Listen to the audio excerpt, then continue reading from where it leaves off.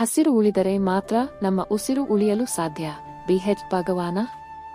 ಜೋಯಿಡಾ ತಾಲೂಕಿನ ರಾಮನಗರ ಗ್ರಾಮ ಪಂಚಾಯತ ವ್ಯಾಪ್ತಿಯ ಸರ್ಕಾರಿ ಹಿರಿಯ ಪ್ರಾಥಮಿಕ ಹನುಮಾನಲೇನ್ ಶಾಲೆಯಲ್ಲಿ ಜೂನ್ 5ರ ವಿಶ್ವ ಪರಿಸರ ದಿನದ ಅಂಗವಾಗಿ ಶಾಲಾ ಮತ್ತು ಸಾರ್ವಜನಿಕ ಶಿಕ್ಷಣ ಇಲಾಖೆ ವೃಕ್ಷಮಾತೆ ಇಕೋ ಕ್ಲಬ್ನ ಅಡಿಯಲ್ಲಿ ವಿದ್ಯಾರ್ಥಿಗಳು ಹಾಗೂ ಶಿಕ್ಷಕರು, ಪಾಲಕರು ಸೇರಿ ಗಿಡಗಳನ್ನು ನೆಡುವ ಮೂಲಕ ಪರಿಸರ ದಿನಾಚರಣೆಯನ್ನು ಅತ್ಯಂತ ಅರ್ಥಪೂರ್ಣವಾಗಿ ಆಚರಿಸಿದರು. ಶಾಲಾ ಆವರಣದಲ್ಲಿ ಆಯೋಜಿಸಲಾಗಿದ್ದ ಈ ಪರಿಸರ ಜಾಗೃತಿ ಕಾರ್ಯಕ್ರಮದಲ್ಲಿ ವಿದ್ಯಾರ್ಥಿಗಳು ಅತೀವ ಉತ್ಸಾಹದಿಂದ ಪಾಲ್ಗೊಂಡರು. ಶಾಲಾ ಕೈತೋಟ ಹಾಗೂ ಆವರಣದ ಖಾಲಿ ಜಾಗದಲ್ಲಿ ವಿವಿಧ ಜಾತಿಯ ಗಿಡಗಳನ್ನು ನೆಡುವ ಮೂಲಕ ಮಕ್ಕಳು ಪ್ರಕೃತಿ ಉಳಿಸುವ ಮತ್ತು ಪರಿಸರ ಸಂರಕ್ಷಣೆಯ ಮಹತ್ವವನ್ನು ಪ್ರಾಯೋಗಿಕವಾಗಿ ಅರಿತುಕೊಂಡರು.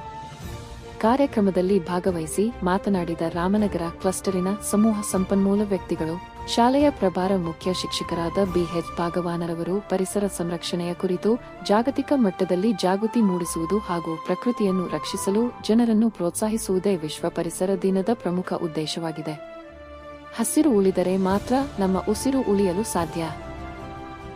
ಪ್ರಕೃತಿಯನ್ನು ರಕ್ಷಿಸುವುದು ಮತ್ತು ಮುಂದಿನ ಪೀಳಿಗೆಗೆ ಹಸಿರು ಪರಿಸರವನ್ನು ಉಡುಗೊರೆಯಾಗಿ ನೀಡುವುದು ನಮ್ಮೆಲ್ಲರ ಆದ್ಯ ಕರ್ತವ್ಯವಾಗಿದೆ.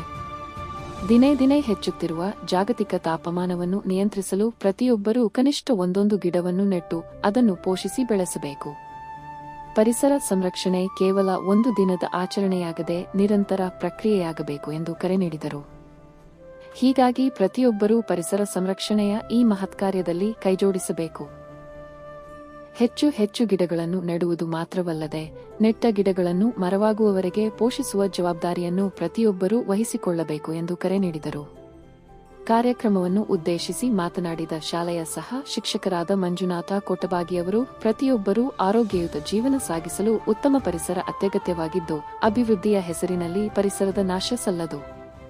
ಪರಿಸರ ಸಂರಕ್ಷಣೆಗಾಗಿ ಪ್ರತಿಯೊಬ್ಬರೂ ಒಟ್ಟಾಗಿ ಮುಂದೆ ಬರಬೇಕು.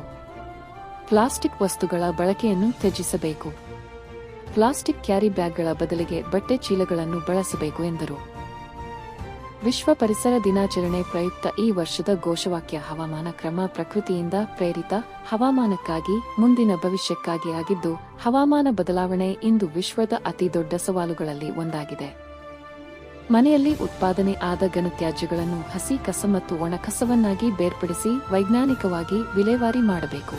ತ್ಯಾಜ್ಯವನ್ನು ಕಡಿಮೆ ಮಾಡಿ ಮರುಬಳಕೆ ಮತ್ತು ಪುನರ್ಬಳಕೆ ಮಾಡಬೇಕು ಎಂದರು.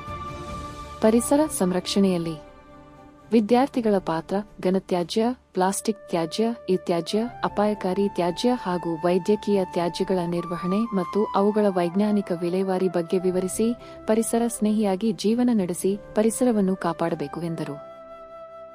ಈ ಅರ್ಥಪೂರ್ಣ ಪರಿಸರ ಜಾಗೃತಿ ಕಾರ್ಯಕ್ರಮದಲ್ಲಿ ಶಾಲೆಯ ಶಿಕ್ಷಕ ವೃಂದದವರಾದ ನಾಗರತ್ನ ಮೊಗೇರ, ಸುನೀತಾ ಆರ್, ಅನಿಸ್ ಫಾತಿಮಾ, ಸಂಜನಾ ಮಿರಾಶಿ, ಶಾಲಾ ಸಮಿತಿಯ ಪದಾಧಿಕಾರಿಗಳು ಸೇರಿದಂತೆ ಶಾಲೆಯ ಎಲ್ಲಾ ವಿದ್ಯಾರ್ಥಿಗಳು ಅತ್ಯಂತ ಉತ್ಸಾಹದಿಂದ ಉಪಸ್ಥಿತರಿದ್ದರು. ಕೊನೆಯಲ್ಲಿ ಎಲ್ಲರಿಗೂ ವಂದನೆಯನ್ನು ಸಲ್ಲಿಸಲಾಯಿತು.